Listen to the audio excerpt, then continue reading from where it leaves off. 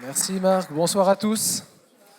Alors, je suis très heureux d'être là avec vous. On va essayer d'avancer sur une question euh, qui est assez centrale, qui est même très centrale, et pour beaucoup de religions dites chrétiennes ou pseudo-chrétiennes, c'est un point un peu de tension, c'est la divinité de Christ. Donc il y a beaucoup de choses à traiter sur la christologie, mais un point qui me semble important, en tout cas que j'ai choisi d'aborder avec vous, c'est celui de la divinité de Christ. Juste, tu m'as donné la... Voilà, parfait, merci. Ok, ça fait partie d'un enseignement un peu plus complet, mais vous aurez au moins la partie sur la divinité et l'humanité de Jésus si on y arrive ensemble. Euh, il y a un verset que je vous propose de relire ensemble si vous avez vos Bibles, dans le livre des Actes des Apôtres, chapitre 4, verset 12. Alors, il va de soi pour nous que Jésus est Dieu, mais c'est facile de le dire, mais quand quelqu'un en face vous demande des arguments ou autres, c'est bien de les avoir. Alors le texte des Actes des Apôtres, chapitre 4, verset 12, dit ceci. J'entends les feuilles qui tournent, c'est bien, c'est bon.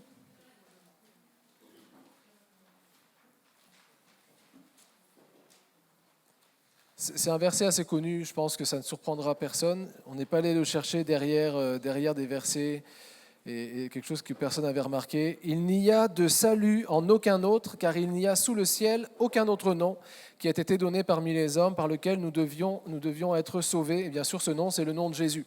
Et ce qui m'interpelle, ce que je veux voir avec vous, c'est cette première partie. Il n'y a de salut en aucun autre. Il n'y a de salut en aucun autre.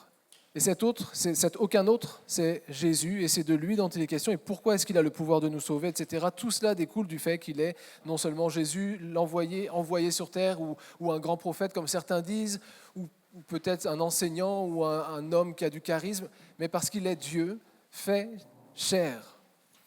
Alors on va regarder ensemble, ce soir, on va essayer de parcourir rapidement, ça devrait être assez rapide, une courte différenciation entre Jésus et Christ, puis Jésus-Christ pleinement Dieu, et si on le peut, Jésus-Christ pleinement homme. Mais là-dessus, c'est un peu moins compliqué pour nous de voir l'aspect humain de Jésus. Alors, il ne faut pas que je me trompe, c'est ici. On a Jésus et Christ. Est-ce que vous savez faire la différence? Est-ce qu'on fait la différence? Est-ce qu'on doit faire la différence? Nous, quand on prie Jésus. D'ailleurs, dans nos milieux, souvent, on prie plutôt Jésus que Christ. Et parfois, quand les gens disent « Ah, j'ai rencontré le Christ », on se dit « Ah, lui, il n'est pas d'aider ». C'est pas vrai? Souvent, on se dit ça. Enfin, en tout cas, moi, je me dis ça, je me dis tiens, ça ne veut pas dire qu'il n'est pas évangélique, parce qu'il y a des milieux évangéliques dans lesquels on parle un peu comme ça, mais souvent, c'est parce qu'on a un arrière-plan plus traditionnel, plus catholique, et pour le coup, c'est pas mal. Et nous, on a tendance à dire Jésus parce qu'on aime bien la relation d'amis, il nous appelle ses amis, on est proche de lui, on l'a rencontré comme... Et il est devenu notre frère, donc c'est Jésus, quoi. On ne va pas dire Christ, le Christ, mais pourtant, Christ et Jésus, ce sont deux approches complémentaires. Le nom Jésus, en grec, Jésus, et en hébreu, ça c'est Marc qui pourra venir peut-être l'appuyer davantage, c'est Yeshua, qui est le nom qui veut dire le salut, ou le Dieu sauve, Dieu est sauveur, Dieu est salut. Ce nom-là parle, donc là c'est le nom de Jésus qui prophétiquement annonce que Dieu est en train de faire une œuvre de salut. Jusque-là, j'ai perdu personne. Et le nom Christ, lui, vient, alors dans le grec, Christos, ça signifie oint, et quand on regarde dans les écritures préalables en hébreu, la première partie ayant été écrite en hébreu et en araméen, puis la deuxième partie davantage ou quasiment exclusivement en grec, et des parties en araméen. Christ, oint, on retrouve la notion de Messie, de Shiloh, de celui qui avait reçu l'onction. Déjà dans l'Ancien Testament, vous avez des exemples d'hommes? Est-ce que vous connaissez un homme qui a reçu l'onction dans l'Ancien Testament? Qui ça? David? Ok. Saül? Ça fait plaisir que Saül ait reçu l'onction? Bon, on en parlera plus tard. Élisée? Ok. Il y a des hommes qui ont reçu l'onction. Et pourquoi ils ont reçu l'onction? Puis il y a même des gens qui recevaient l'onction systématique. Enfin, en tout cas, s'ils naissaient dans une certaine famille, ils devaient passer un moment par l'onction. Pas les rois, les sacrificateurs. Ouais, Aaron et la descendance, ils avaient une forme de vous savez, on mettait du sang sur le lobe, sur le pouce et sur le gros orteil du pied, et puis après on recouvrait le sang qui avait été posé par de l'huile, etc. Donc l'onction, le fait de déposer de l'huile, de mettre de l'huile, avait déjà une signification dans l'Ancien Testament, mais il y en a un qui serait Ziwan, quoi, le seul, le plus oint que les autres. David a une vraie onction quand même, une corne complète. Mais Jésus, c'est loin que tout le monde attendait. Eh bien, le mot Christ signifie c'est celui-là. C'est loin, c'est le Messie, c'est le Shiloh, c'est l'envoyé, c'est celui que Dieu avait prévu envoyer. Mais personne ne l'appelait comme ça quand il était sur terre. C'est comme Jean-Baptiste, on l'appelait Jean, mais nous on l'appelle Jean-Baptiste parce son ministère est marqué par le fait qu'il baptisait les gens qui se repentaient. Donc on l'appelait Jean le Baptiste, et Jésus, on aurait pu l'appeler Jésus le Christ. Mais finalement, on a fait comme pour Jean-Baptiste. On est passé de Jean le Baptiste à Jean-Baptiste. On est passé de Jésus le Christ, l'envoyé, le Messie, celui que Dieu avait prévu, avait depuis longtemps annoncé. On est passé de Jésus le Christ à Jésus-Christ. OK ? Est-ce que ça va jusque-là ? Je vous cite, si vous voulez noter, Genèse 49, 10. Ouais, c'est ça. Shiloh, le sceptre ne s'éloignera point de Juda, ni le bâton souverain d'entre ses pieds, jusqu'à ce que vienne le Shiloh et que les peuples lui obéissent. Donc, jusqu'à ce que vienne Jésus, jusqu'à ce que vienne le Christ. Et c'est pourquoi, quelquefois, quand quelqu'un me dit « j'ai rencontré le Christ », je suis content. Je me dis, on ne parle pas juste d'un personnage qui nous a impactés, mais même si nous, on ne le dit pas pour ça. Mais quand quelqu'un utilise ces mots, s'il les utilise avec la conscience de ce qu'il dit, ça veut dire quelque chose. J'ai rencontré l'envoyé de Dieu, il était envoyé pour moi, il était envoyé pour toi. Et il y a l'aspect envoi, il y a l'aspect ministère, et puis il y a l'aspect de la personne, Jésus. Donc si vous avez compris peut-être un petit peu, il y a un aspect de son nom qui s'adresse davantage au ministère de Jésus. Donc le Christ, c'est l'aspect qui vient de Dieu, qui manifeste Dieu, puis Jésus, qui est l'interface entre Dieu et nous, c'est Jésus. C'est comme ça qu'on le connaît d'abord, souvent, et puis après, le Christ se révèle à nous. Si tout le monde est OK jusque-là, on avance. On n'a perdu personne ? OK. Bien, alors on va entrer dans le vif du sujet. On ne va pas le faire tout de suite, mais vous allez pouvoir le faire tranquillement dans un instant. Vous avez devant vous une feuille avec des tableaux, il y a des versets, des références, disons, dans la colonne de gauche. Et l'idée, c'est qu'on travaille ensemble parce que pour définir que Jésus-Christ est Dieu, ça ne tombe pas comme ça. Il y a des versets qui le disent, on y viendra à la fin. Mais si vraiment Jésus est Dieu, comment est-ce qu'on peut le reconnaître ? Comment est-ce qu'on peut le savoir ? Comment est-ce qu'on sait que votre fils, c'est votre fils ? Ouais, alors là, si je dis ça, c'est fini. Ça, c'est la réponse finale. Je ne dis pas la réponse finale, bravo, c'est bien. C'est très bien. Ouais, la ressemblance. Des fois, on voit des enfants tout de suite. Quand vous voyez les enfants de vos amis qui viennent ou de la famille, vous regardez est-ce qu'ils ressemblent plus à la mère ou au père, à la grand-mère et puis les grands-parents, ils aiment bien aussi, oh, il est de notre côté. Puis les autres grands-parents, ils arrivent, non, il est de notre côté. En fait, on cherche la ressemblance. Si Jésus est Dieu, il ressemble à Dieu. OK, enfin, il est Dieu, mais je veux dire, sur la terre, dans son ministère, donc on va retrouver, c'est ce que dit Alexandra devant, ici elle me disait, elle a le lien direct, ici elle me dit, il a les mêmes attributs. C'est-à-dire, il a les mêmes qualités, il a les mêmes modes d'expression, il a la même nature que Dieu, comme on le retrouve dans l'Ancien Testament, comme on le retrouve partout. OK avec ça ? Sinon, c'est qu'il n'est pas Dieu. Ce n'est pas parce que vous pensez qu'il est Dieu qu'il est Dieu. C'est parce que la Bible le dit, et elle le définit, elle le montre. Très bien. Alors, pour ça, il y a deux types. On a pris toutes les qualités de Dieu, tout ce qui est de la nature de Dieu, enfin tout ce qu'on a pu trouver dans la Bible. C'est pas exhaustif, c'est-à-dire que la liste ne va pas être complète. Mais on prend un petit peu toutes les qualités de Dieu, puis on regarde, tiens, Dieu est omniscient, miséricorde, j'ai entendu. Il est bon, miséricordieux, il est puissant. Bon, vous voyez tout ça là. On le prend, on le liste. Ça, c'est la théologie. On étudie Dieu, qui est Dieu, on fait la liste. Et puis, il est jaloux. Merci Marc. Il y a eu un moment avec Jésus aussi, quand il rentre dans le temple, le zèle de ta maison me dévore. Il faut qu'on trouve, là, parce qu'ici, il nous met des bâtons dans les roues. Et oui. Et donc, on prend tous les attributs de Dieu, tout ce que Dieu est, la théologie, et puis après, on dit, si Jésus est Dieu, alors on prend la vie de Jésus, toutes les expressions de Jésus, ce que les apôtres enseignent sur Jésus, même ce que l'Ancien Testament dit de qui sera Jésus, et on doit retrouver les mêmes attributs. On doit retrouver la même nature. C'est le Fils, le Père, le Saint-Esprit, pareil. Donc on va travailler avec ça. On va partir là-dessus, on va aller voir dans les Écritures, s'assurer que vraiment Jésus a la nature de Dieu. Et que ce n'est pas juste le pasteur Marc ici qui vous a dit ça depuis longtemps, mais en fait, il s'est trompé. Ou d'autres pasteurs que vous avez eus auparavant. On classe les attributs en deux catégories, enfin les théologiens classent les attributs en deux théologies. J'ai entendu tout à l'heure qu'il était omniscient, et puis j'ai entendu par exemple qu'il était bon. Ce sont deux attributs, deux qualités qui sont assez différentes. Il y en a une qu'on conçoit assez bien, la bonté. On se dit, même nous, on peut être bon. Enfin, on essaye. Mais l'omniscience, vous pouvez essayer, vous me direz si vous y arrivez. On va définir ce que c'est. Mais envoyez Alexandra au fond de la salle, s'il vous plaît. Les deux attributs sont classés comme ça. Alors, tu veux dire, vas-y. Non, dis-moi, vas-y. C'est les attributs, les catégories que tu veux me dire? Ah, dis-moi.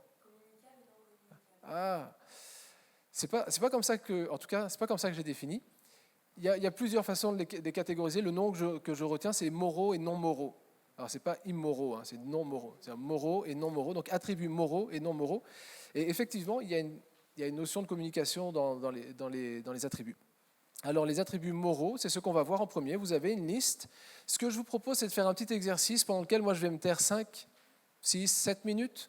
Vous prenez les versets et vous voyez sur votre papier, je vais juste le reprendre un instant pour être sûr de ne pas dire de bêtises. Vous voyez ici donc, les attributs moraux de Christ. Vous avez des références à gauche. Et dans le verset, il doit y avoir quelque chose qui dit que Jésus est quelque chose. Donc par exemple, pour le premier, il y a deux références. Lisez les deux références. Parce que dans la première référence, il y a « je suis », tac, tac, tac. Et il y a une des trois réponses qui est un des attributs de Jésus. Ouais, je vois une main levée au fond. Ok, c'est pas grave si vous ne trouvez pas tout de suite. C'est un exercice qu'on va faire ensemble après. Alors, les attributs, ce n'est pas les choses que Jésus fait. Ce sont les choses, ou plutôt, on va dire les choses qu'il est. Donc, j'ai entendu, il dit la vérité. Oui, bien sûr. Voilà. Mais il est quoi? Il faut entendre ce que la Bible dit. Il est.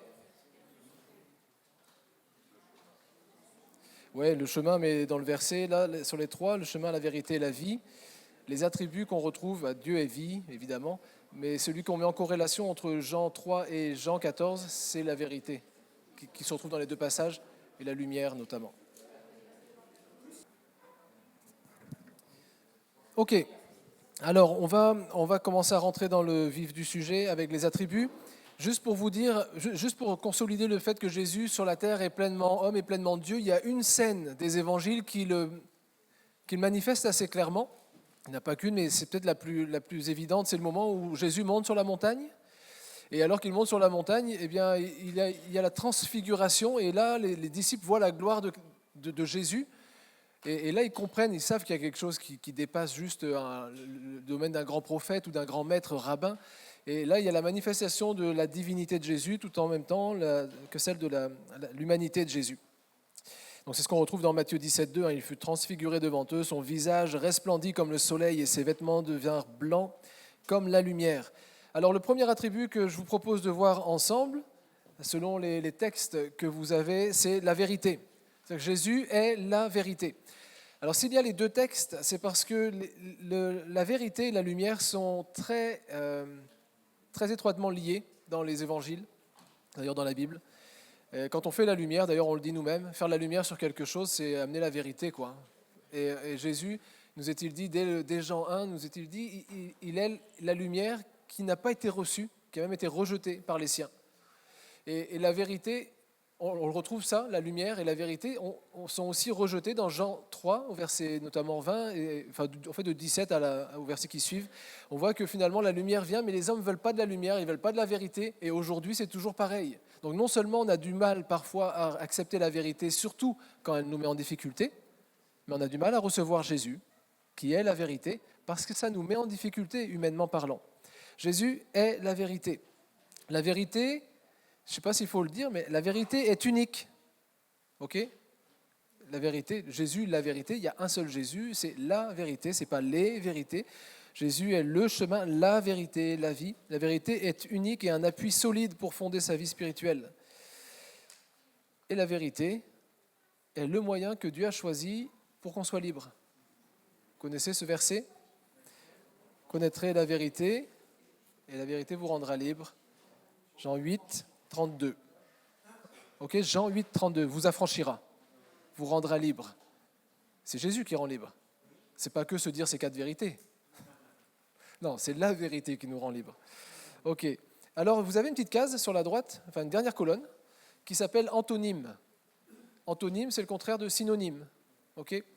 Donc c'est antonyme. Donc c'est contre le nom, c'est le nom contraire. Donc l'idée, c'est de se dire, et moi j'ai essayé de prendre des notes, ou si quelqu'un en prend, c'est bien, parce que je n'ai pas de stylo là. Peut-être certains auront d'autres antonymes intéressants. L'antonyme principal de la vérité, c'est le mensonge. Ok. Très bien, on a la deuxième ligne. Alors la deuxième ligne, qu'est-ce que c'est ? Jésus est saint. Ok, il est saint, donc l'attribut c'est la sainteté. Très bien, Jésus est saint, donc Jésus est vérité, ou est la vérité, il est vrai, il est la vérité. Là c'est la sainteté. La sainteté fait référence à la séparation d'avec le péché, d'avec les ténèbres. Enfin, en gros, c'est la séparation. Quelque chose qui est sacré, c'est quelque chose qui est mis à part. Quelque chose qui est saint, ou quelqu'un qui est saint, c'est quelqu'un qui est mis à part, séparé du reste. Et retenez ça, on essaiera d'y revenir tout à l'heure, c'est la raison pour laquelle personne ne peut être sauvé. C'est parce que Dieu est saint. Et si à un moment le péché entre dans la présence de Dieu, sans que ça ait été réglé, il est plus saint. Donc si Dieu veut préserver qui il est obligé, c'est intrinsèque, c'est comme ça, il est obligé de condamner le péché, et donc le pécheur qui porte le péché. Donc la sainteté de Jésus est écrite, là on a la référence dans Apocalypse notamment 3,7, écrit à l'ange de l'église de Philadelphie, voici ce que dit le saint, le véritable, on retrouve la vérité, celui qui a la clé de David, celui qui ouvre et personne ne fermera, celui qui ferme et personne n'ouvrira. Donc la sainteté fait référence à un état de mise à part, de pureté, produit par l'absence de faute et la séparation d'avec le péché. La sainteté, ce n'est pas le fait d'avoir arrêté de faire des fautes. Si on a commis des fautes dans le passé, je suis désolé, mais on n'est pas saint, même si c'est passé. Enfin, pour nous, c'est un peu différent, puisqu'on a rencontré Jésus le Christ. Mais je veux dire, si quelqu'un un jour se présente devant Dieu comme comment il s'appelle ?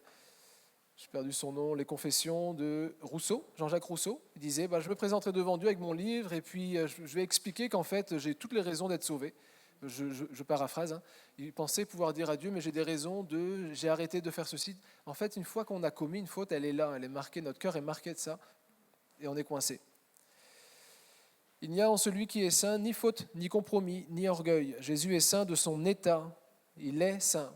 Si nous sommes saints, c'est pas... Est-ce qu'on est saint de fait ? Est-ce qu'on est saint de notre nature ?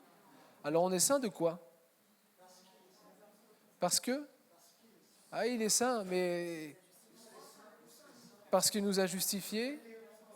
Alors vous levez la main comme ça. Oui. Il nous a justifiés par son sang, ok ? Il nous a sanctifiés, oui. Il y a la repentance. Ah, ça c'est un bon verset. Hein. Vous êtes saints, amen. Vous êtes saints car je suis saint. Ça, c'est par la foi qu'on l'est. En fait, Jésus est saint de son état, par nature. Jésus est saint. Mais nous sommes saints par position. C'est-à-dire parce qu'il nous a revêtus de sa sainteté par la justice, par son sang. Bon, il nous a donné sa sainteté. Vous serez saints car je suis saint. Ça, c'est ce à quoi Dieu nous appelle, qu'on n'a pas réussi à être. Mais par sa grâce, vous savez, on chantait avant « Je suis revêtu du vêtement de sa justice et Jésus vit dans moi ». Et en fait, en chantant ce chant-là, on doit comprendre que si on est juste ou saint, c'est pas grâce à nous ou parce que tout à coup on est devenu chrétien, c'est parce qu'il nous a revêtus. À l'intérieur, on est toujours aussi faillible. On n'est pas mauvais, notre cœur change, hein. Mais on n'est pas recevable au ciel, mais il nous a revêtus de sa sainteté. Donc on n'est pas saint de notre état, on est saint de notre position en Christ. Il nous a rendus saints, nous a rendus justes en Christ. Donc si quelqu'un dit « ça y est, j'ai tout compris, je suis devenu saint », faux, en Christ. Et on retrouve ces passages dans la parole de Dieu, notamment 1 Corinthiens 6, 11. Est-ce que quelqu'un veut bien prendre sa Bible et ouvrir 1 Corinthiens 6, 11 ?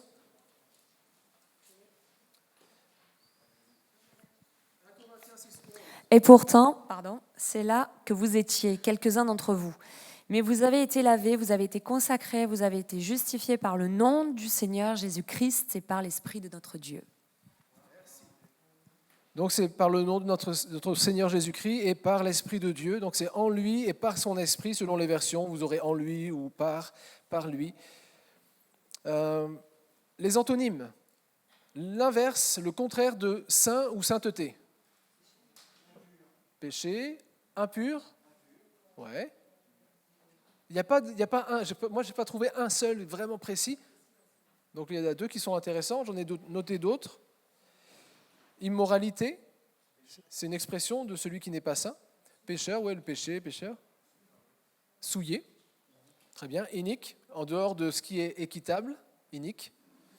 Donc ce qui est injuste. Tout ce qui n'est pas de Dieu, impudique. Bon, en fait, finalement, c'est toute l'expression du cœur de l'homme lorsqu'il est vraiment loin de Dieu, quoi. Il y a une forme de souillure, voilà, il y a une tendance charnelle à aller vers ce qui est mauvais. Ok, troisième attribut. Troisième attribut, l'amour. Ah, ça, on connaît. Donc Jésus est amour. On connaît plutôt Dieu est amour, ce verset-là d'un Jean. Mais on retrouve aussi que Jésus est amour, et là on le retrouve dans Jean 15, 13, 14. Il n'y a pas de plus grand amour. Donc là, c'est l'expression de son amour que de donner sa vie pour ses amis. Vous êtes mes amis si vous faites ce que je vous commande. Et puis Jean 13, 1, avant la fête de Pâques, Jésus, sachant que son heure était venue de passer de ce monde au Père, et ayant aimé les siens qui étaient dans le monde, mit le comble à son amour pour eux. Et puis vous savez qu'il leur a lavé les pieds, etc. À la différence de l'amour des hommes, l'amour de Jésus est inconditionnel. Nous le voyons aimer les hommes de toutes origines, de tous milieux sociaux, de toutes conditions physiques, etc. Jésus aime ceux qui commettent les plus grands péchés tout en étant intransigeant avec le mal en question, au point de le dénoncer avec force dans la vie même de ses disciples. Et Jésus, avec ses disciples, il ne rigolait pas. Hein. Quand il y en a un qui avait une parole qui était déplacée, arrière de moi Satan, merci, je pensais que tu m'aimais bien. Et quand quelque chose ne vient pas de Dieu, la vérité, c'est la vérité. Hein. Si vous aimez votre prochain, après, nous, on peut se tromper. Hein. Alors, n'utilisez pas ce que je dis comme un prétexte pour aller voir un frangin, une frangine en Christ, là, puis dire, bah écoute, il faut que je te le dise, c'est la vérité, t'es vraiment pas agréable, je sais pas quoi, moi. Non, ça, ouais, ça va pas forcément affranchir qui que ce soit, mais quand Jésus nous dit ça à nous, il le fait parce qu'il nous aime, vraiment. C'est pas de l'amour que de cacher une vérité à quelqu'un quand on sait que ça pourrait l'aider. C'est pas un jugement. Disons, Dieu juge de nos pensées, nos cœurs, même s'il ne juge pas dans le sens où il ne nous condamne pas aujourd'hui, il est capable de juger de nos cœurs et de dire ça c'est mal, ça c'est bien. Et heureusement qu'il le fait. D'ailleurs, heureusement qu'il l'a fait une première fois, sinon on serait encore à essayer de trouver le chemin, la vérité, la vie. Antonyme d'amour. Haine, ok. C'est le plus évident. J'en ai noté deux autres. Alors, on peut avoir de la rancune, ça peut être une conséquence. Mais ça peut être une conséquence du manque d'amour. Ce n'est pas forcément un antonyme. La peur. Ah oui. Ok. La peur n'est pas toujours un antonyme de l'amour. Alors, ressentiment, j'ai entendu. Alors, c'était quoi le mot que j'ai entendu sur ma droite? Non. Ressentiment. Mépris. Mépris, ouais. Rejet. Ok, on va y venir parce que ces mots-là rejoignent un autre attribut. Autre chose, antipathie. Avoir de l'anti. Vous savez, sympathie, sympathie, c'est quand on a une forme d'attirance pour quelqu'un, il nous est sympathique, quoi. Antipathie, c'est de fait, je l'aime pas, sa tête me revient pas, voilà. Ou de l'apathie, c'est-à-dire qu'on n'a aucun sentiment. Apathie. Ok, quatrième attribut. Juste, ok. Donc si Jésus est juste, si Jésus-Christ est juste, c'est la justice. Ok. La justice, ça a beaucoup, alors on va pas développer, mais ça a beaucoup d'aspects, et c'est vite dit de dire Jésus est juste, où il est la justice. Je vous donne juste 3 pistes pour déjà donner un peu le fond, la richesse du fond de tout ce qu'il y a derrière. La qualité divine de la justice, à plusieurs niveaux, Jésus est inattaquable. Quand on est juste, on n'a rien à se reprocher, on est inattaquable, il est juste, il n'a jamais péché. C'est pour ça que Jésus est ressuscité. C'est parce qu'il n'a jamais péché. Et la mort ne pouvait pas le retenir. Quand il est arrivé dans le séjour des morts, le diable a pouvoir sur tous ceux qui ont péché. Si vous mourrez sans avoir réglé la question de vos péchés, vous arrivez en enfer, je l'image comme ça, je fais des raccourcis, vous me pardonnerez, vous arrivez en enfer, il vous retient parce qu'il a une prise sur vous, il y a un péché. Quand Jésus est arrivé dans le tombeau, qu'il est mort, qu'il est descendu dans le séjour des morts, il n'y avait aucune prise, aucun péché, et quand il a dû repartir, quand c'était le moment de repartir, le diable n'a pas pu le retenir parce qu'il n'avait jamais péché, parce qu'il était juste, ce que nous sommes incapables d'être. C'est pour ça que nous avons besoin de sa justice, pour ne pas être retenus par la mort au moment où les morts ressusciteront en Christ. Donc la justice, Jésus est inattaquable car il est juste et n'a jamais péché. Dans sa fonction de juge, il est juste. Dans ce qu'il dit, dans les sentences qu'il prononce ou prononcera, il est juste. Et il ne tolère pas l'injustice. C'est un autre aspect de celui qui est juste ou de Jésus qui est la justice. Il ne tolère pas l'injustice. Il patiente aujourd'hui, mais il ne tolère pas, ce n'est pas possible. On l'a vu dans l'expression, hein, par moment, en tout cas, ce qui n'est pas conforme à la parole, ce qui n'est pas juste. Lui, quand il faut aider quelqu'un le jour du sabbat, il le fait, c'est juste. L'homme n'a pas été créé pour le sabbat, mais le sabbat pour l'homme. C'est très clair dans son esprit. C'est point à la ligne. Quelqu'un a besoin, c'est juste, on le fait. Peu importe les traditions des hommes, peu importe les religions. Les antonymes. Oui, injustice, injuste. Ok, quoi d'autre? Oui, iniquité. On retrouve un équité, iniquité. Très bien. J'ai marqué alors ce n'est pas des antonymes, là j'ai noté aussi laxisme. Quelqu'un qui est juste, en général, il n'est pas laxiste. Il ne va pas laisser courir deux, trois choses si on est vraiment juste. Il n'est pas subjectif non plus. Donc la subjectivité, parfois, elle ne va pas favoriser une bonne justice. Une bonne justice, c'est quand on est objectif. On prend le point de vue de l'objet, pas du sujet. Et puis on se dit ça c'est un fait, c'est comme ça. Christ a souffert une fois pour les péchés, lui juste pour des injustes, afin de nous amener à Dieu, ayant été mis à mort quant à la chair, mais ayant été rendu vivant quant à l'esprit. Allez, le 5e attribut.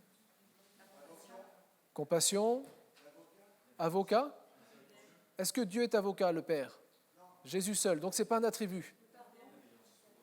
Souverain, ce n'est pas celui-là. Miséricordieux, ouais, on y revient. Alors je vais relire les textes. Le texte, Hébreux 2, 17. En conséquence, il a dû être rendu semblable en toutes choses à ses frères, afin qu'il soit un souverain sacrificateur, mais ça, ce n'est pas un attribut, miséricordieux et fidèle. Alors on aurait pu dire fidèle, miséricordieux, mais fidèle, c'est dans l'expression de son ministère, donc je le retire. Dans le service de Dieu pour faire l'expiation des péchés du peuple. Donc un sacrificateur miséricordieux ou compatissant, selon les versions, donc la compassion. Est-ce que vous connaissez l'origine du mot miséricorde? Dans notre langue, à nous, je ne fais pas dans les textes bibliques, misérie et cordia. Donc cordia, le cœur. Miserere en latin, c'est la misère ou la pitié. Donc c'est le cœur, c'est une pitié de cœur. Et donc ça n'a rien à voir avec la pitié, il me fait pitié, je donne une pièce, parce que c'est vraiment le cœur qui est saisi, c'est les entrailles qui sont saisies. On est là dans la miséricorde, au regard de quelque chose qui se passe. Dieu est miséricordieux, Dieu le Père. Jésus est rempli de miséricorde. Et on voit qu'il a été saisi dans ses entrailles quand il a vu la foule des hommes et des femmes sans berger qui étaient là. En fait, il était venu pour se reposer. Vous imaginez, fatigué, ses disciples aussi. Ils arrivent sur le rivage, ils descendent, et là, il y a une foule de gens. Et là, il est saisi de compassion pour eux, il est saisi de miséricorde pour ceux qui sont dans la détresse. Et au lieu de se reposer, de prendre un bon temps pour aller se reposer à Fréjus avec sa famille, eh bien, il prend du temps pour enseigner la foule. Sauf que là, on a une foule qui n'a aucun berger. Vous avez un berger, c'est bien. Vous avez un grand berger, c'est bien. Mais là, il voit les âmes qui sont sans berger. Ben, c'est la priorité, ses entrailles sont saisies, c'est tout, c'est parti. Et il fit là de nombreux miracles, il guérit tous les malades et il les enseigna. Donc là, on est dans la miséricorde. En latin, misericordia, et voilà. Compassion. Donc passion, hein, qui est pareil, c'est l'expression du cœur, et compassion, c'est avec le cœur, avec. Hein. Les antonymes de miséricorde, les opposés. Voilà, on en a parlé un peu tout à l'heure. Le mot qui me semble le plus évident, c'est de l'indifférence, la miséricorde, l'indifférence, pardon. Égoïsme. Alors l'égoïsme, ça va nous rendre difficile la miséricorde. Hein. L'intransigeance. Impitoyable. Ah ouais, très bien. J'ai entendu autre chose. Antipathie, oui, qu'on trouve avec l'amour avant, mais oui, qui est là contre le fait de vouloir soigner, aider. Ok. Ouais, c'est ce qui a été dit. Ouais, en fait, la nature de l'homme est égoïste, donc par nature, on n'est pas très miséricordieux, certains plus que d'autres, mais c'est quand même pas dans notre nature. Ok, on continue avec le 6e attribut. Alors le 6e, je l'aime bien, je les aime tous, mais celui-là, je l'aime bien. Alors, apparemment, je n'ai pas relu le texte tout de suite, mais il y a peut-être plusieurs mots qui ont retenu votre attention. Au fond, ouais. Bon, Jésus est bon, doux, ok, c'est bon. C'est celui que je veux retenir, bon, et donc si Jésus est bon, son attribut c'est la bonté. Ok, donc on est sur la bonté ici. La bonté de Jésus est la raison pour laquelle il manifeste son amour, sa justice. Il n'est pas obligé de nous aimer, ou en tout cas de manifester son amour. Il est amour, mais c'est parce qu'il est bon qu'il manifeste son amour pour nous. Et c'est ça que j'aime dans cet attribut de Dieu, de Jésus, c'est que sa bonté le pousse, sa bonté l'anime pour venir nous aimer d'une manière concrète et venir donner sa vie. Sa bonté l'anime pour user de patience envers nous, alors qu'il pourrait très rapidement nous dire « bon, tu as eu 3 chances, c'est bon ». Il y a dans des couples, des fois, on donne moins de chance à notre conjoint pour des petites choses. Hein. Jésus donne 3 à 4, 5, 70 fois cette fois. Allez, hop, hop, hop. Qu'est-ce qu'il est bon pour nous. Hein. Qu'est-ce qu'il est bon. Moi, Paul, je vous prie par la douceur et la bonté de Christ. Donc ça, c'est 2 Corinthiens 10, 1, vous avez la référence. Et puis Marc 10, 17, 18, comme Jésus se mettait en chemin, un homme accourut et se jetant à genoux devant lui, « Bon maître, lui demanda-t-il, que dois-je faire pour hériter la vie éternelle ?» Jésus lui dit, « Pourquoi m'appelles-tu bon ? Il n'y a de bon que Dieu seul. » Là, clairement, pof, c'est posé. Jésus le dit. L'antonyme, ou un antonyme de la bonté, de bonté. Méchanceté. Ok. Je me rends compte que j'ai repris les mêmes ici. Si vous avez plus tard les notes, vous verrez qu'il y a une erreur de ma part. Vous pouvez noter vos antonymes. Ok, alors redites-moi. Cruauté, ok. Méchanceté, dureté, ouais.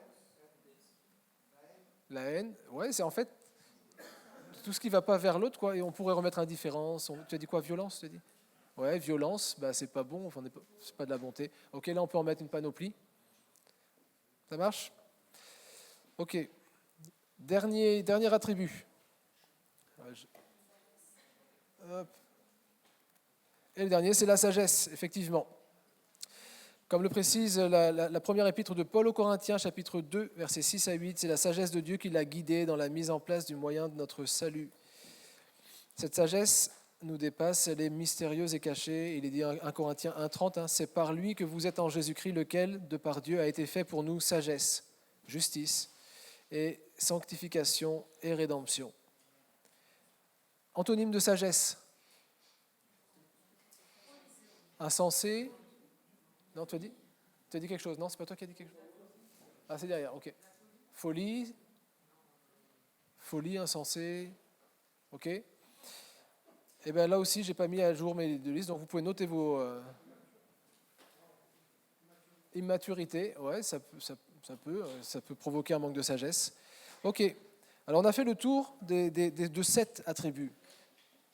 7 qui me semblent les principaux, et j'aimerais, juste avant qu'on fasse une petite pause, j'aimerais juste faire un point avec vous, et vous peut-être mettre en relief ce qu'on vient de voir ici, les attributs qu'on vient de voir, et vous allez voir que ces attributs-là sont essentiels pour la mise en œuvre du salut en Jésus-Christ.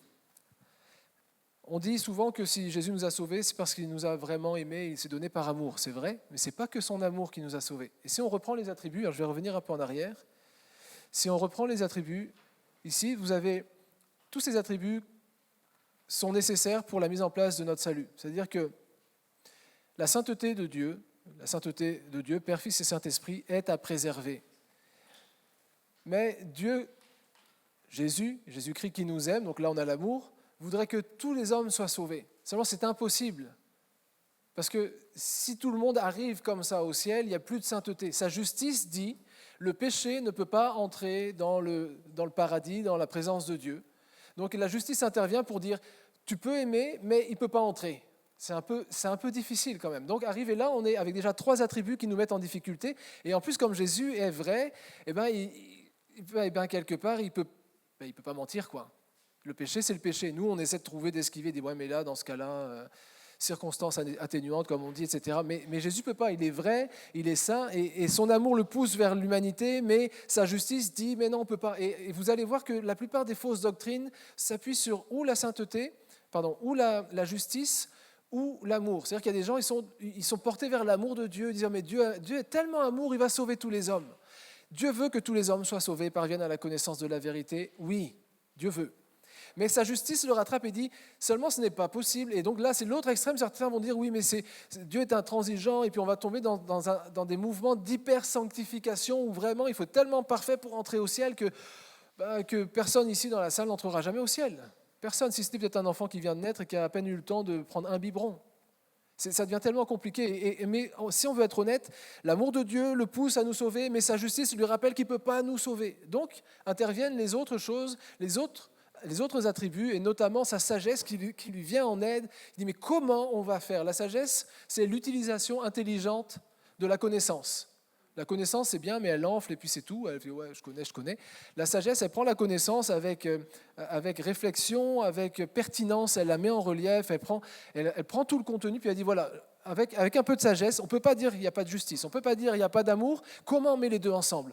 Eh bien, la sagesse de Dieu va faire que la miséricorde de Jésus va se mettre en œuvre. Dans sa sagesse, il y a un moyen d'aller sauver les hommes, c'est d'aller les chercher et de leur donner un moyen de salut, sans remettre en question rien de ce qui existe, rien de ce que Jésus est, rien de ce que Dieu est, au risque de perdre la divinité. Bien sûr, il ne la perdra pas de vous à moi, il ne va pas faire ça. Mais c'est impossible. Il y a toutes les fausses doctrines qui s'appuient sur un des attributs pour le mettre en avant. Ils ont oublié juste que Dieu est complet, parfait, il ne remettra jamais en question un seul de ses attributs. Il est Dieu. Jésus est Dieu. Le Saint-Esprit est Dieu. Donc il va se passer ceci, c'est qu'il y a une possibilité, parce que la misère du monde, des hommes touche le cœur de Dieu, du Père, du Fils, du Saint-Esprit, il y a une possibilité de salut. Mais Dieu n'est pas obligé de la mettre en œuvre. Dieu n'est pas obligé. Il n'est pas obligé puisqu'il ne nous doit rien, et puis nous, à part de vivre et d'être sa création, ben voilà, c'est déjà bien, on vit sur la terre, il n'est pas obligé. Mais Dieu est bon. Et comme il est bon, il accepte d'envisager, de payer le prix fort pour que les hommes puissent le connaître. C'est pour ça que j'aime la bonté. Parce que la bonté de Dieu fait que là où quelqu'un aurait dit c'est comme ça, on ne peut rien y faire, eh bien, il y a quelqu'un d'autre qui s'est dit il y a un vrai problème, mais il y a certainement une vraie solution. Et tellement il est bon, tellement il veut voir les hommes être sauvés, qu'il dit je suis prêt à payer le prix fort, je donne mon fils. Alors quand vous lisez Dieu a tant aimé le monde qu'il a donné son fils unique, n'ayez pas honte, le Père a le droit de donner son fils. Nous, on n'y arriverait pas. Mais Dieu est tellement bon qu'il le fait. Mais Jésus dit personne ne m'ôte la vie, je la donne de moi-même. Ils sont OK ensemble, tous les deux. Et le Saint-Esprit fait le travail, ils sont tous, et là, tout va bien, tout est OK. Dieu est bon. Et puisqu'il est bon, il va pouvoir respecter sa justice, respecter son amour, pas faire de compromis, mais sauver les hommes en les arrachant de ce qu'ils sont pour les emmener dans son royaume par le meilleur des moyens, en les revêtant de sa justice. Ce qui fait, comme je disais tout à l'heure, que quand on va se retrouver dans le séjour des morts et que la trompette va sonner, à moins qu'on ne soit enlevé directement, eh bien, la mort ne pourra pas nous retenir parce qu'on aura été couvert du vêtement de sa justice. Dieu est bon. Mais que Dieu est bon, hein? Allez, on fait une pause. Allez, je vous invite à reprendre place. Ok, alors on va continuer. On a vu les attributs moraux de Jésus. Juste pour vous aider peut-être à définir, à différencier les attributs moraux et non moraux. En fait, les attributs moraux, globalement, ce sont des choses qu'on peut être un petit peu, ou beaucoup pour certains peut-être, je vous le souhaite. Mais voilà, vous voyez la liste là, la vérité, enfin je veux dire, on peut être vrai, nous les hommes, on est parfois attirés par, on exprime la miséricorde, la sagesse, bon, à des degrés très faibles par rapport à qui est Dieu, et Jésus-Christ évidemment. Mais les attributs moraux, on peut à la limite s'identifier et se dire ça, je peux un peu le vivre, Dieu peut le mettre en moi, c'est possible. Les attributs non moraux, là, ce sont des attributs, ce sont donc des qualités, une part de la nature de Jésus-Christ, que nous sommes complètement incapables de copier, si ce n'est par l'Esprit, si Dieu nous en rend capable par un don spirituel ou autre, pour certains d'entre eux en tout cas. Et on va regarder ça ensemble. Vous avez de nouveau un tableau avec la possibilité de faire le même exercice, sauf les antonymes. On ne cherchera pas les antonymes cette fois-ci. Donc je vous propose de regarder les références. Et puis, alors, là aussi, la différence, c'est que le mot précis ne sera pas forcément écrit. C'est-à-dire que les attributs non moraux, souvent dans la théologie, on utilise des mots un peu techniques qu'on connaît entre nous. Des fois même, on les chante dans des chants, mais ils ne sont pas écrits forcément dans la Bible. Mais vous mettez ce qui en ressort, et puis voilà, quoi.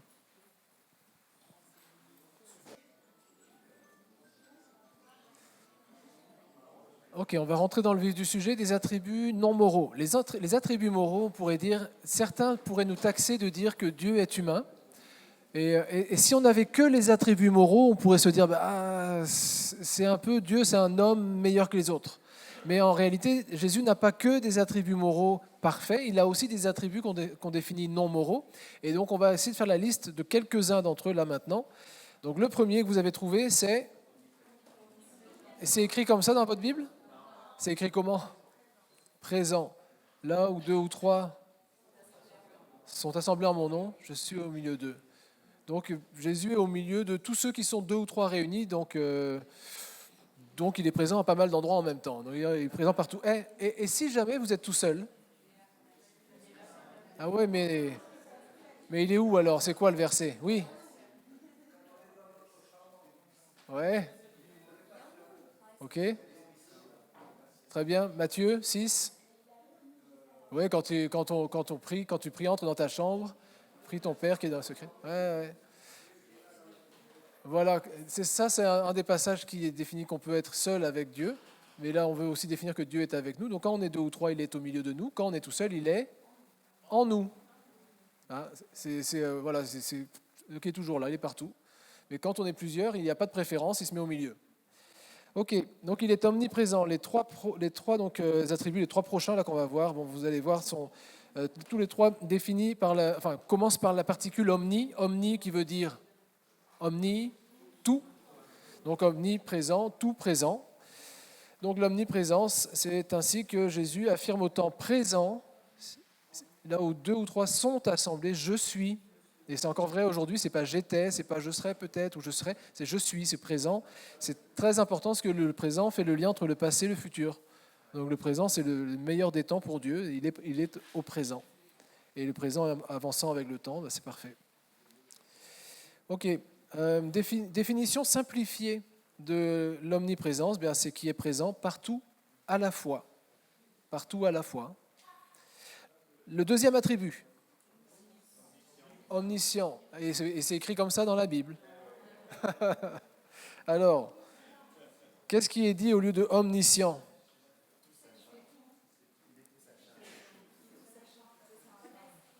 Non. Okay. Il connaît tout. Il est en tout. Tout pour tout? Non, tout quoi? C'est tout? Bon, tout quoi? Tout. C'était quoi les versets?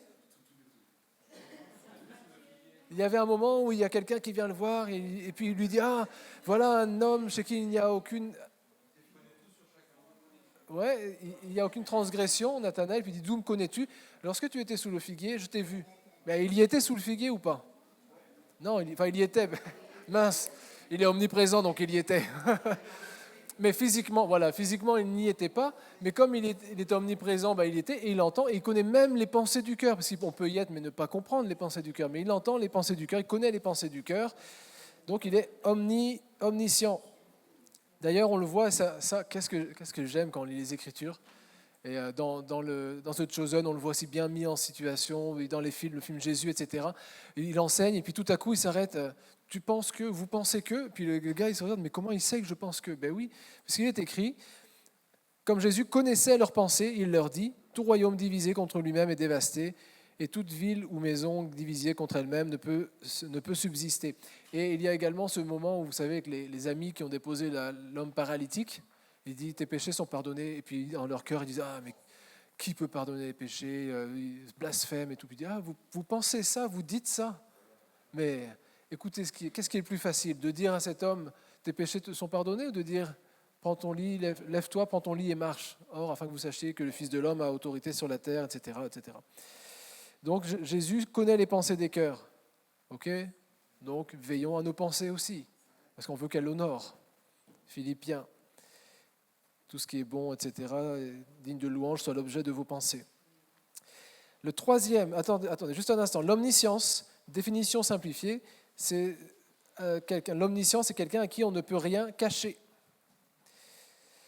L'omnipotence, troisième, donc vous ne l'avez pas trouvé comme ça non plus, mais qu'est-ce qui est écrit dans les versets? Le troisième attribut, tout pouvoir, donc ce que nous appelons parfois l'omnipotence, on utilise un autre mot plus facile en français, tout puissant, la toute puissance de Dieu, c'est-à-dire qu'il n'est pas juste puissant ou très puissant, il est tout puissant. Donc là on a l'omnipotence de Jésus qui est définie lorsque dans Matthieu 28, 18, il dit effectivement tout pouvoir m'a été donné dans le ciel et sur la terre. Et puis on retrouve dans Ésaïe 9, 5 aussi, car un enfant nous est né, un fils nous est donné, et la domination reposera sur son épaule. On l'appellera admirable, conseiller, Dieu puissant, Père éternel, Prince de la paix. Donc définition simplifiée s'il faut, tout puissant ou celui qui peut tout. Ok, quatrième attribut. Éternel, ok, ça y va, éternel, éternité. Donc l'éternité est quelque chose que l'on ne retrouve que chez Dieu. Et Jésus, il fallait dire que chez Dieu, pas nous, quoi. Chez les êtres que Dieu a créés, et chez Dieu, c'est Dieu qui est le créateur de l'éternité, mais Dieu est le seul éternel, puisque les autres sont, je vais peut-être aller un peu loin, mais il y a des êtres incréés, des êtres créés. Donc à partir du moment où on est créé, on continue, mais Dieu existait avant la création de tous les autres. Il n'a pas de commencement, il n'a pas de fin, donc il est le seul créé, éternel. Jésus est le Fils. Il est engendré du Père, il est l'expression du Père sur la terre, de Dieu sur la terre, pardon. Et l'expression de Dieu sur la terre, c'est une bonne question, comme vous avez dû entendre souvent. Jésus est le Fils, donc on va dire il est né un jour, donc il n'est pas éternel. Il était au commencement. Alors, pour répondre aussi à cette question très intéressante, où est-ce qu'on a des indices sur qui est Jésus? Matthieu? Alors, ouais. Dans l'Ancien Testament. Mais dans le Nouveau Testament, on a Matthieu, Marc, Luc, Jean. Déjà, les 4 nous présentent Jésus. Après, on continue à en parler. Et où est-ce qu'on a une révélation de Jésus aussi? Voilà, ça, c'est les évangiles. Mais hors des évangiles, non, dans le Nouveau Testament toujours. Alors Paul, effectivement, il montre, il explique, mais une vision, une grande vision où on voit Jésus qui intervient parfois. À Apocalypse. Bon, il y en a plein partout, mais dans l'Apocalypse et les lettres aux églises, Jésus se présente à chaque fois. Il dit, voilà, l'alpha, l'oméga, le commencement et la fin, celui qui était. Bon. Donc il y a Jésus. Jésus est bien le fils de Marie dans le sens où humainement il est né ce jour-là et il a grandi et il a exprimé la divinité au travers de sa vie sur terre dans son ministère terrestre là pendant cette période. Mais il était avant et ça l'est dit dans l'Ancien Testament, puisque la parole était au commencement et que tout a été fait par elle, par lui, finalement. Dans Hébreu, ça nous est dit dès le début. Et puis, donc, le livre de l'Apocalypse, qui clairement, Jésus dit, voilà, j'étais, je viens, je suis, j'étais, je serai, enfin bref. Oui.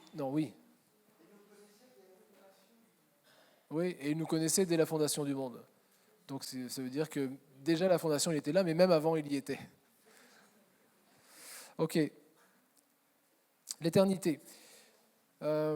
Définition simple, c'est qu'il n'a ni commencement ni fin, qui ne mourra jamais, éternel. Parce que nous, on a la vie éternelle. On n'est pas éternel dans le sens où on n'était pas avant, mais on est appelé à vivre éternellement. Mieux vaut vivre avec Jésus éternellement dans le royaume de Dieu que de vivre éternellement loin de lui, ce qu'on appelle la GN dans le Nouveau Testament, notamment. Et puis dans la religion chrétienne, on appelle ça l'enfer. Je dis dans la religion parce qu'il n'y a pas le mot dans la Bible. Ça ne veut pas dire qu'on n'a pas le droit de l'utiliser. Dernier attribut. Immuable. OK. Qui ne change pas. OK. Bon, voilà, on a la définition. Invariable. Pas de variation. Et puis voilà, Marc qui dit immutable. Et le terme en théologie, c'est l'immutabilité, ce qui est le même mot qu'immuabilité, mais c'est un mot plus ancien, historiquement, enfin chronologiquement, c'est le premier terme, mais il est moins utilisé que le terme immuable. Ceci dit, en théologie, on dit immutable. Il est immutable, il ne mutera pas, il ne changera pas. Donc Jésus-Christ est le même hier, aujourd'hui et éternellement. Et ça aussi c'est quelque chose d'important, c'est-à-dire que la doctrine de Christ ne bougera pas. Nous, on peut bouger dans notre compréhension de la doctrine, dans la compréhension de qui est Jésus, mais lui ne change pas. On ne peut pas dire un jour il a été comme ça, puis maintenant il n'est plus comme ça. On ne peut pas dire au début de l'Église, il faisait ça et ça, il était bon, puis tout à coup il ne l'est plus. Ça ne marche pas, ce n'est pas possible. Il est le même hier, aujourd'hui, éternellement. Il est immutable et ne changera jamais. Ce qui est bien pour nous, parce que ça veut dire que tous les attributs d'avant, qu'on avait vus tout à l'heure, alors je suis resté comme ça, mais j'aurais dû les mettre déjà, mais les attributs moraux qui précèdent, il va rester comme ça, il restera juste, amour, etc., toujours pareil. Bien, on s'est creusé le cerveau, on a tourné les pages de la Bible. Est-ce qu'il y a des versets dans la Bible qui disent que Jésus est Dieu? C'est plus simple que la Bible nous dise, bon, Jésus est Dieu ou il ne l'est pas, quoi. Alors Thomas, ouais. Tu peux retrouver la référence pour la lire? Alors, Jean 1, au commencement était la parole. La parole était avec Dieu et la parole était Dieu. Grosse problématique pour les religions ou les mouvements qui veulent enlever la divinité à Jésus. Les témoins de Jéhovah, notamment, vont dire que la parole était divine. Sauf que dans le grec, lorsqu'il n'y a pas de particules, ben, c'est Dieu, c'est pas divine. C'est comme ça, on ne peut pas enlever le D majuscule, on ne peut pas changer le sens des mots. Donc la parole qui a été faite chair est Dieu. C'est bien de Jésus dont il est question. Au commencement était la parole. Vous savez qu'à un moment, la parole de Dieu, Ésaïe nous dit que Dieu envoie sa parole, enfin que la parole de Dieu ne retourne pas à lui sans avoir accompli son effet. Parfois on se dit, ah mais quand Dieu dit quelque chose, ça veut dire que ça va s'accomplir. Non, ça veut dire que quand la parole de Dieu est sortie de la présence de Dieu pour aller sur la terre et qu'elle est revenue, quand elle est revenue, tout était accompli. Quand Jésus est revenu, tout était accompli. Parce que quand Dieu parle, il ne donne pas une parole pour qu'elle lui revienne. Mais quand Jésus part, il revient là d'où il vient, il est souverainement élevé. Philippiens 2, 7, 8, 9, 10. Et alors Jean 20, 28, il y a notre cher disciple Thomas, et il se passe quelque chose.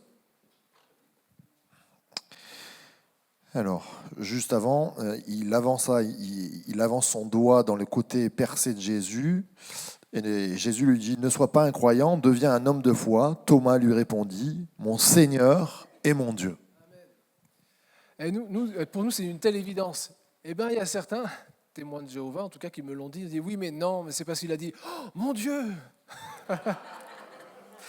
Bon, oui, ou alors, oui. Bon, voilà, je passe, il n'y a pas besoin de commentaires. Il y a ce verset aussi de Romains 9, 5. Et de qui est issu, selon la chair, le Christ, qui est au-dessus de toutes choses, Dieu béni éternellement. Donc il y a quand même des versets très clairs. On n'a pas inventé cette divinité de Jésus qui nous arrangerait. Bon. 1 Jean 5, verset 20, nous savons aussi que le Fils de Dieu est venu et qu'il nous a donné l'intelligence pour connaître le véritable. Et nous sommes dans le véritable en son Fils, Jésus-Christ. C'est lui qui est le Dieu véritable et la vie éternelle. Quelqu'un a une objection ? Ok, on continue. Apocalypse 1, 8. Je suis l'alpha et l'oméga, dit le Seigneur Dieu, celui qui est, qui était et qui vient, le Tout-Puissant. J'ai entendu quelqu'un parler, il y avait quelque chose à ajouter ? Colossiens 2, 9. Oui, la plénitude de la divinité. Ce n'est pas dit il est Dieu, mais oui, la plénitude de la divinité habite corporellement en lui. Alors, Colossiens, tu peux me redire, Régine ? Colossiens 2, 9, pour ceux qui prennent des notes. Oui. Oui, on l'a cité tout à l'heure. Mais très bien, c'est très bien que tu le rappelles. On l'a cité, je crois, dans Tout-Puissant. Ouais, c'est ça. 9, 5, tu dis, ou 6 ? Ok, moi j'ai 9, 5. Ok. Ah, c'est à rectifier alors, probablement. Tac. Ok, mais je note ici. Alors donc 9.6, oui, donc pour reprendre le frère là-bas au fond, on l'appellera admirable conseiller, Dieu puissant, Père éternel, Prince de la paix. J'ai entendu d'autres références. Ouais. Oui, ça c'est le moment où il a quitté, il n'a pas regardé comme une proie arrachée, d'être égal avec Dieu, mais il s'est dépouillé lui-même. Donc là, c'est d'être égal avec Dieu. C'est des versets qui appuient la divinité, qui disent pas clairement il est Dieu, mais qu'il a l'égalité avec Dieu en forme de Dieu. Mais c'est pas Dieu, c'est en forme. Mais ça appuie, c'est pas les versets premiers, c'est les versets secondaires. Oui, c'est ça. Tu es le Fils de Dieu, dis pas tu es Dieu. Ouais. Mais tout ça, ça appuie. Bon, en tout cas, ça était. On n'a pas été chercher un verset pour le sortir de son contexte. On voit que tout corrobore. Oui. Oui. Oui. Alors, effectivement, et c'est très bien que tu le soulignes. Je crois que je ne l'ai pas cité là. Vous l'aurez dans les notes. Il y a les 7 je suis. Et vous savez qu'il y a le je suis qui a scandalisé les religieux, parce qu'il a dit avant qu'Abraham fût, je suis. Et ça, clairement, c'est Yahweh, c'est je suis, c'est l'Éternel, il s'identifie à Dieu qui a dit je suis. Vous savez, quand Moïse devait aller vers Pharaon, il a dit mais quand on me dira mais qui t'envoie, qu'est-ce que je veux dire qui m'a envoyé? Il va tu leur diras je suis t'as envoyé, oui, je suis t'envoie. Donc le nom de Dieu c'est je suis. Donc là il y a une très claire identification à Dieu en disant je suis. Alors il y a Régine, puis après sur le devant, juste au fond.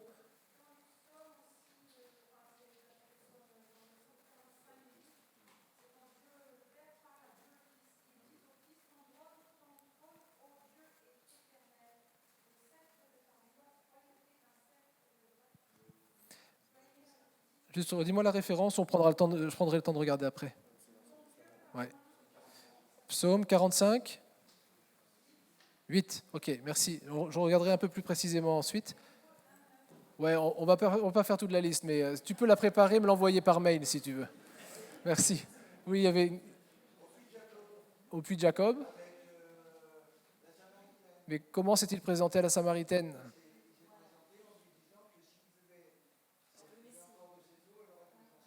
Oui. Ok. Et qu'est-ce qu'elle a dit? Elle a compris quoi? Oui. Elle lui pose la question. Oui. Oui, mais il dit pas qu'il est Dieu. Elle comprend qu'il est le Messie, là.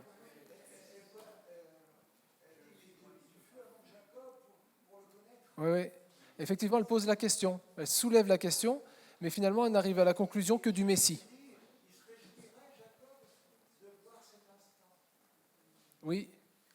Et on comprend qu'il est Dieu. Nous, on comprend qu'il est Dieu. Mais ce n'est pas clairement dit, mais nous, on comprend. Tout ça, c'est un faisceau de versets qui viennent appuyer les autres versets, puis les attributs pour étayer disons, la doctrine, ou en tout cas la mise en place de la théologie, pardon, la divinité de Jésus. Allez, 2 derniers. Ok.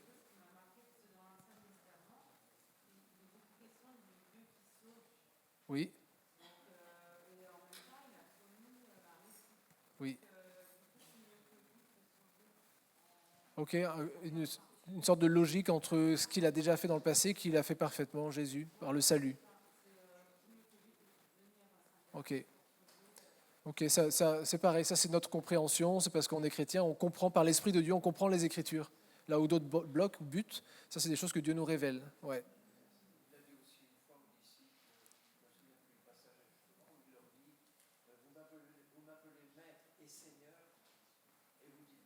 Oui, oui, maître, et c'est Rabouni, Seigneur c'est Kurios.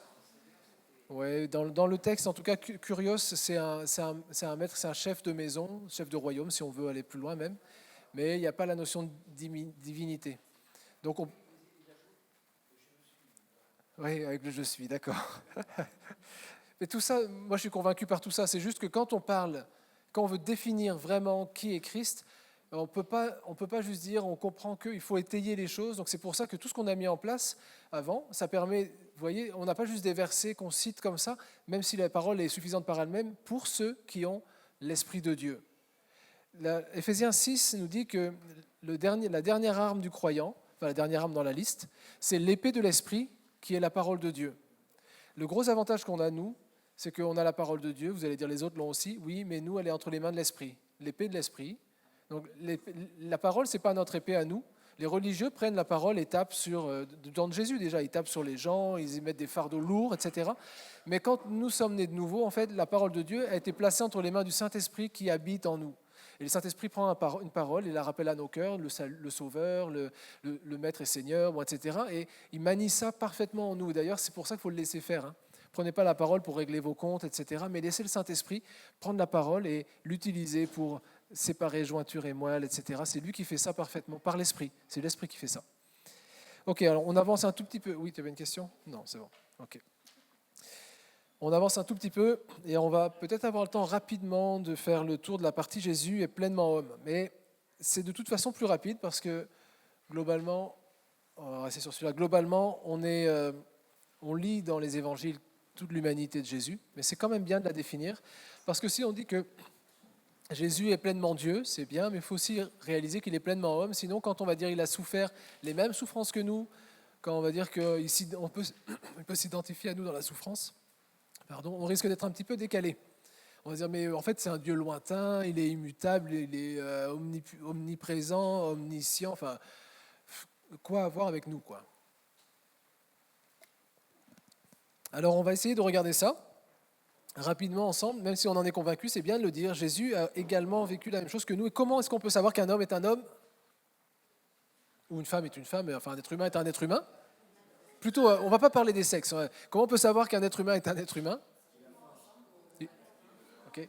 Alors, Levez la main et puis vous me dites. Alors au fond, besoin physiologique, voilà. De quoi? Durée de vie limitée, ouais. Animé, il a un corps. Et du coup, les besoins physiologiques, tiens, on va faire la liste. C'est quoi un peu les besoins physiologiques? Ok, manger, froid, faim, etc. Je crois que je vous ai laissé un petit tableau encore pour terminer.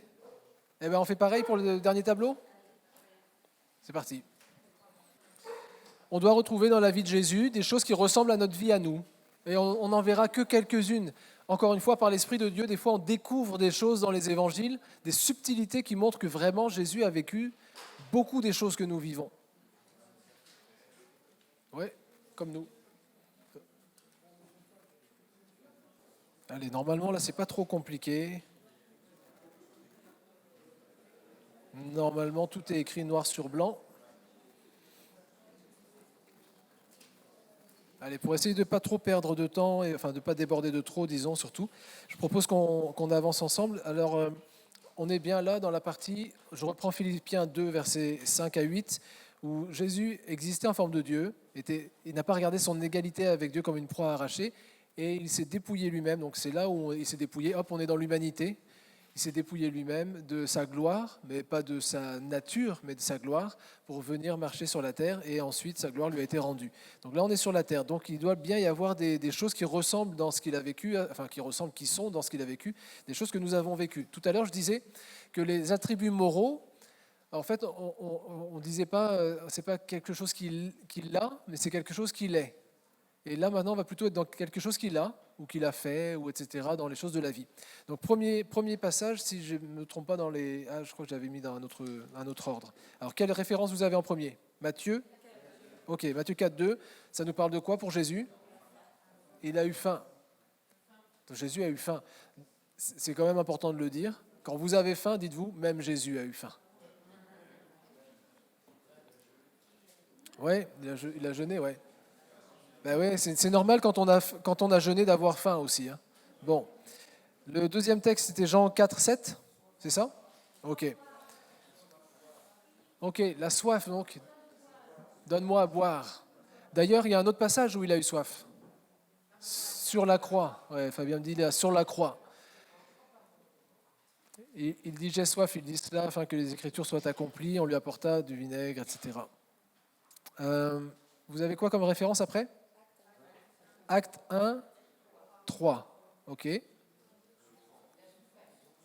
Ok. Donc quand il est dit que nous n'avons pas un souverain sacrificateur qui ne puisse compatir à nos souffrances, ben oui, parce que lui-même il a souffert effectivement, sans jamais pécher, il a souffert. Et il me semble que quand on souffre, c'est là où on est le plus enclin à pécher, c'est-à-dire à ne pas faire la volonté de Dieu.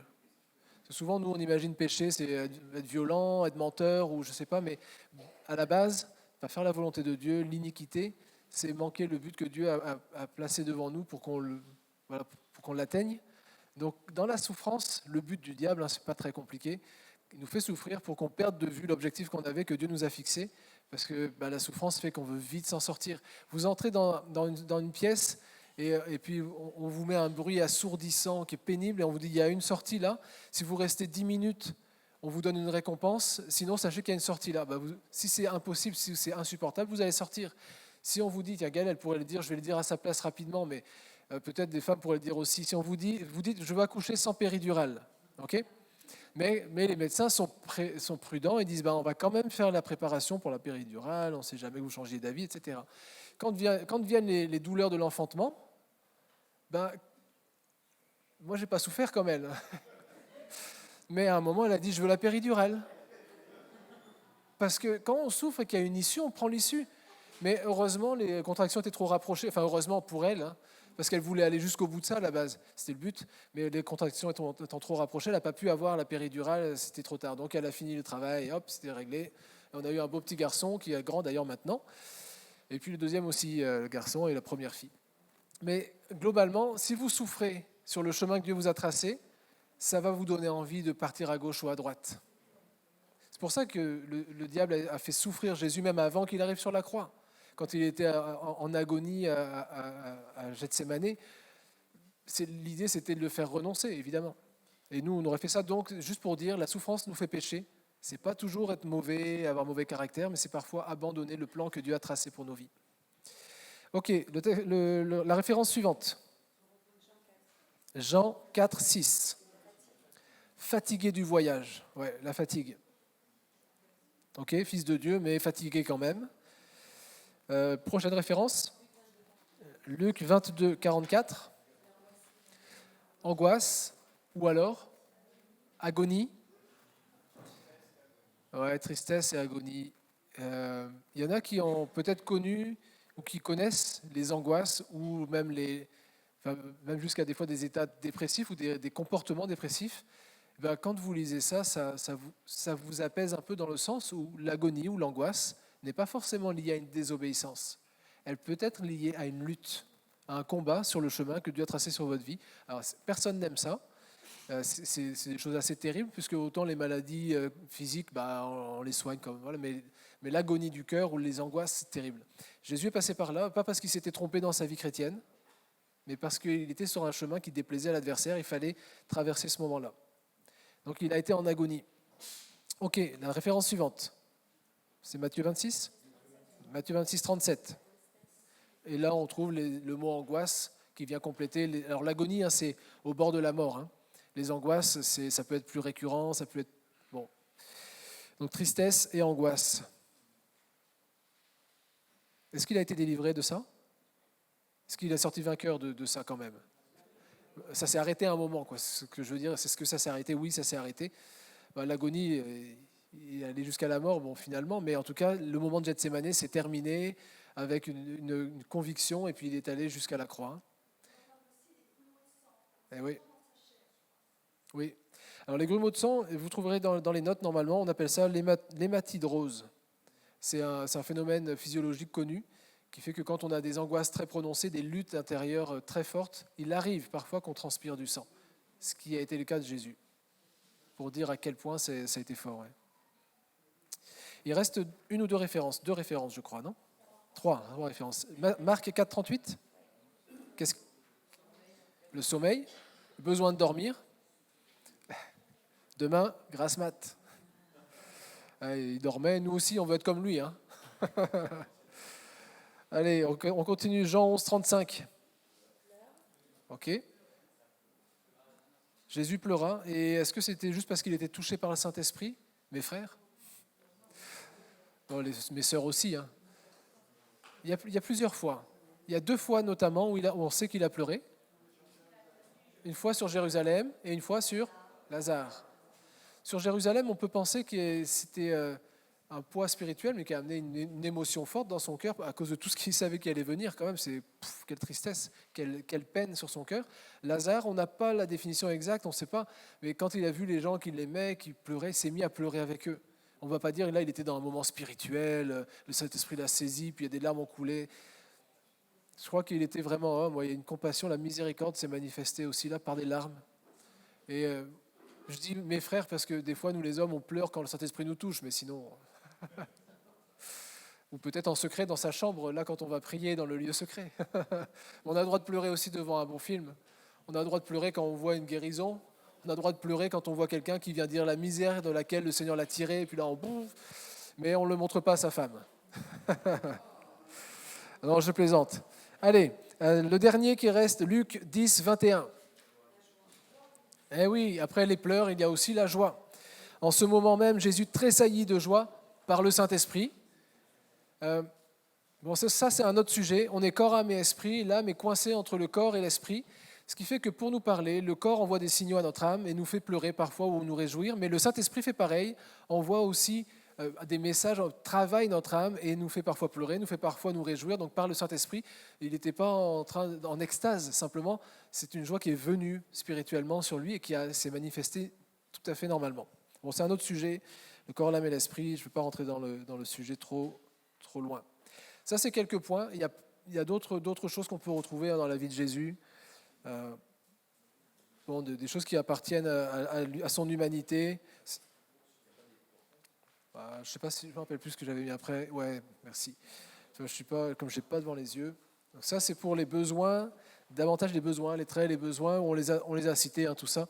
Et celui-là, c'est davantage les faiblesses ou les souffrances, ce qui nous semble à nous être des faiblesses, mais qui en fait sont l'expression aussi de notre âme et très humain.